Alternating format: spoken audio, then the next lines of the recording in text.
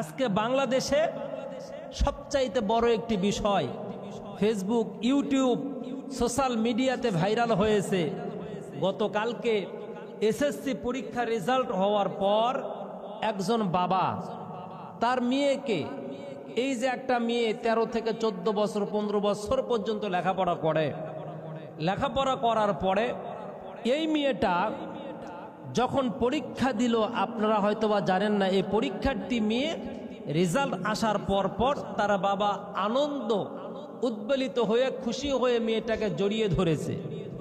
এই মেয়েকে জড়িয়ে ধরার বিষয়ে সোশ্যাল মিডিয়াতে সারা বাংলাদেশে ভাইরাল কি হয়েছে, বাবা হয়ে মেয়েকে জড়িয়ে ধরছে। শুধু জড়িয়েই ধরে নাই, তার কপালে চুমু দিয়েছে, তার গালে চুমু দিয়েছে, তার ঠোঁটে চুমু দিয়েছে, তাকে জড়িয়ে ধরেছে। সম্মানিত ভাইয়েরা আমার, বাবা তার মেয়েকে জড়িয়ে ধরেছে, তো কি হয়েছে? তিনি তো মাহরাম। যারা মাহরাম তারা তো অবশ্যই তাদের সামনে পর্দা করা ইসলাম শরীয়ত তো ফরজ করেন নাই। যদি গায়রে মাহরাম হতো তাহলে তার সামনে পর্দা করা লাগতো, কিন্তু বাবা হিসেবে বাবা জড়িয়ে ধরেছে। একটা মেয়ে 13 থেকে 14 বছর পর্যন্ত লেখাপড়া করলো, এরপরে পরীক্ষার জন্য প্রস্তুতি নিল। মা বাবা যে কি পরিমাণ কষ্ট করতে হয় একটা মেয়ের জন্য, এটা হয়তো আপনারা যারা আজকে সমালোচনা করতেছেন তারা জানেন না। তার বাবা মা এত কষ্ট করেছেন, এত পরিশ্রম করেছেন, করে এই মেয়েটাকে পরীক্ষা পর্যন্ত পৌঁছাইছেন। পরীক্ষার হলে গিয়ে পরীক্ষা দিয়েছে, সেখান থেকে একটা ভালো রেজাল্ট নিয়ে মা বাবার সামনে দাঁড়িয়েছে। বাবা তার মেয়েকে জড়িয়ে ধরেছে, বাবা তার মেয়েকে আদর করেছে, স্নেহ করেছে, মায়া মমতা দিয়ে।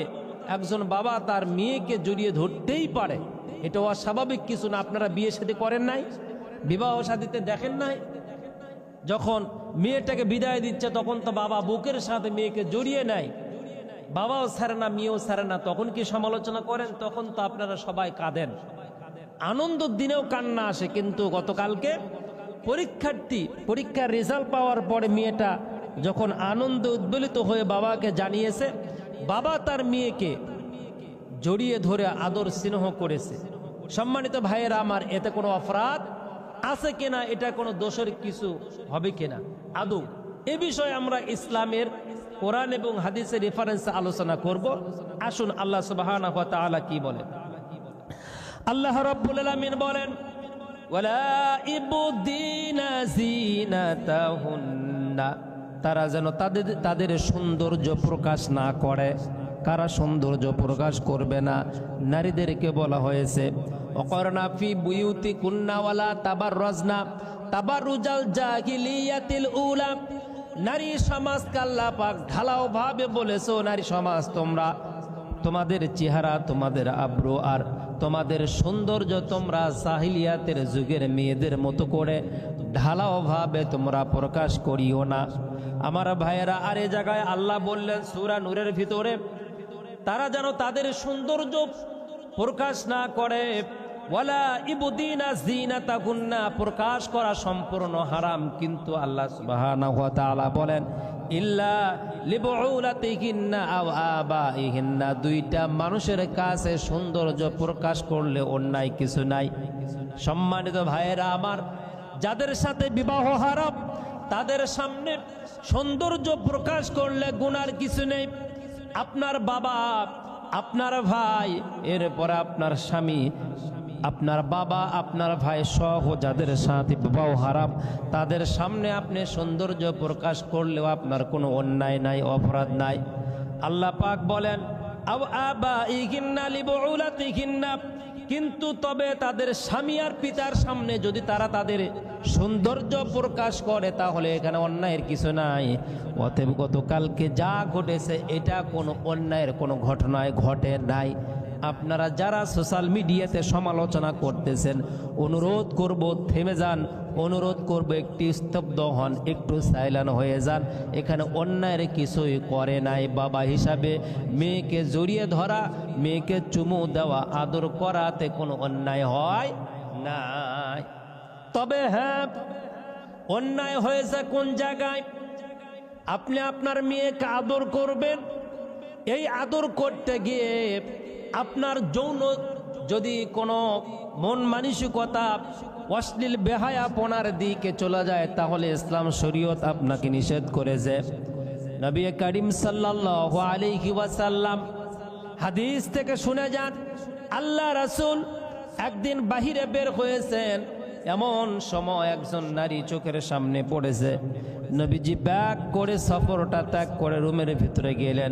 হুজরার ভিতরে গিয়ে মা আয়েশার সাথে মুআশারাত করলেন। সাহাবারা অবাক হয়ে বললেন, ইয়া রাসূলুল্লাহ, ইয়া হাবিবাল্লাহ, আমরা সফরে বের হলাম, গন্তব্য পৌঁছাইতে পারলাম না, অল্প একটু পথ আমরা অতিক্রম করলাম, এরপরে আপনি ব্যাগ করে বাড়ির ভিতরে প্রবেশ করলেন, আমরা অপেক্ষা করলাম। আমরা জানতে চাই আপনি রুমের ভিতরে কি ছেড়ে আসছিলেন, কি কারণে আপনি ঢুকলেন? হুজুর সাহাবাদের উদ্দেশ্যে বললেন, শয়তান নারীদেরকে দিয়ে মানুষকে ধোঁকা দেয়। শয়তানের ধোঁকা হলো দুইটা, মানুষকে, মুসলমানদের ইমানকে নষ্ট করবে শয়তান দুইটা রশি দিয়া, দুইটা প্রোডাক্ট দিয়া, দুইটা জিনিস দেয়া। এক নাম্বার হলো নারী, দুই নাম্বার হলো মিথ্যা। যারা মিথ্যা থেকে বাঁচলো, নারীদের প্রবঞ্চনা থেকে বাঁচলো, কেবলমাত্র তারা সফল হয়ে গেল। আমার ভাইয়েরা, এই বাবা যদি যৌন তার মনের ভিতরে কোনো আশা আকাঙ্ক্ষা যদি নাউজুবিল্লাহ এমন থাকে, তাহলে সম্পূর্ণ হারাম, এমন কাজ করা যাবে না। আর যদি সন্তানকে আদর স্নেহ ভালোবাসার দৃষ্টিতে ধরে, তাহলে মাহারাম হিসাবে এখানে অন্যায়ের কিছু বাবা করে নাই। অতএব এটা নিয়ে সমালোচনা করা যাবে না। হ্যাঁ, আপনি অপরাধ করেছেন একটা জায়গায়, সেটা হলো এই, আপনার সন্তান পরীক্ষায় পাশ করলো, ভালো রেজাল্ট করলো, আপনি আপনার সন্তানকে প্রকাশ্যে ফেসবুকে অথবা ক্যামেরা করে ভিডিও, এখন যা হয় শুধু ভিডিও ছাড়া হয় না, শুধুমাত্র ওয়াশরুম ব্যতীত সব ভিডিওতে ছাড়া হয়। ওয়াশরুমের ভিডিও আবার কবে যেন মানুষ বের করবে?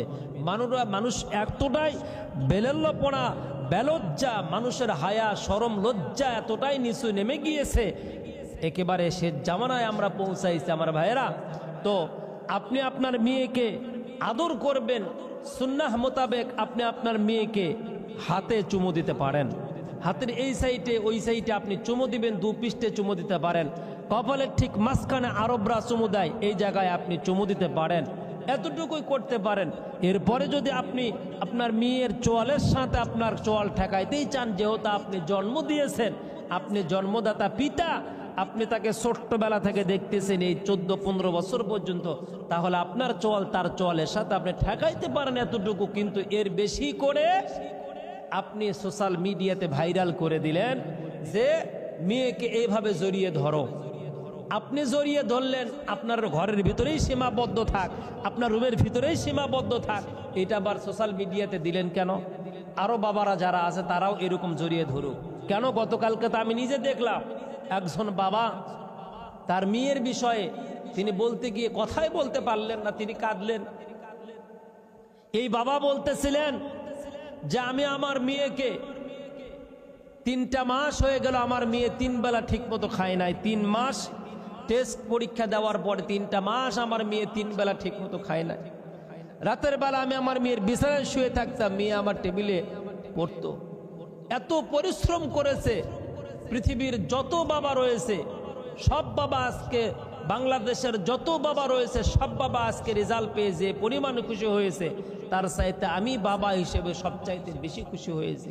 হাউমাউ করে কাঁদলেন আর বললেন, আমার মেয়ে আমাকে আজকে বড় সফল করেছে, আমাকে মানুষ সমাজে অনেক বড় করে দিয়েছে।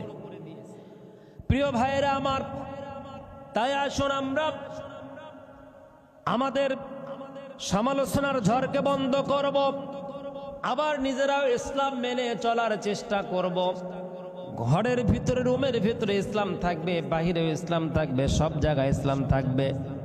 আর বাবা যেভাবে চাপিয়ে ধরেছে, এই ধরাটাকে আমরা যারা মাইন্ড করে নিয়েছি, আমি ওই সমস্ত ব্যক্তিদেরকে বলবো এটা মাইন্ডের বিষয় না, এটা হলো মাহারাম, অবশ্যই তিনি করতে পারেন। কিন্তু ওই বাবাকে বলবো আপনি মেহেরবানি করে মানুষের কাছে ক্ষমা চান। এই জন্যই ক্ষমা চান, বলেন ভাই এটা আমার সোশ্যাল মিডিয়াতে দেওয়া ঠিক হয় নাই, আমি অধিক পরিমাণে আমার কলিজার টুকরা আমার স্নেহের মেয়েটাকে বেশি ভালোবাসি, যার কারণে এই কাজটা আমি করেছি। অতএব আপনারা এটা নিয়ে আর সমালোচনা করবেন না। যদি আপনি না বলেন, না করেন, তাহলে ভবিষ্যতে আপনার মেয়েটাকে নিয়ে মানুষ আরও সমালোচনার ঝড় তুলবে। কারণ সারা বাংলাদেশ সহ বহির্বিশ্বে অনেক জায়গায় নিজের পিতার কাছে মেয়েও ধর্ষিতা হচ্ছে, যা আদালতে বিচার নিউজের মাধ্যমে আমরা জানতে পারতেছি। আল্লাহ তাআলা যেন আমাদের প্রত্যেকের মেয়েকে হেফাজত করে, প্রত্যেক বাবাকে সহনশীল হওয়া, অধিক মাত্রায় আবেগী না হওয়ার তৌফিক দান করে দেখ। যারা পাশ করেছেন তাদেরকে আল্লাহ তাআলা সঠিক জায়গায় পৌঁছান তৌফিক দান করে দেখ, বেশি বেশি শুকরিয়া আদায় করা তৌফিক দেখ। আর যারা ফেল করেছেন, আত্মহত্যা নয়, অন্য কোনো সিদ্ধান্ত নয়, যারা পরাজয় বরণ করেছেন তারা নতুনভাবে সিদ্ধান্ত নেন। সামনে পরীক্ষা যেন আপনাদের ভালো হয়। আমি আশা করব সামনে পরীক্ষা আপনাদের ভালো হবে, ভালোভাবে পড়াশোনা করুন। আল্লাহ তাআলা উভয়কে কবুল আর মঞ্জুর করুন। উচ্চ আওয়াজে বলুন আল্লাহুম্মা আমিন।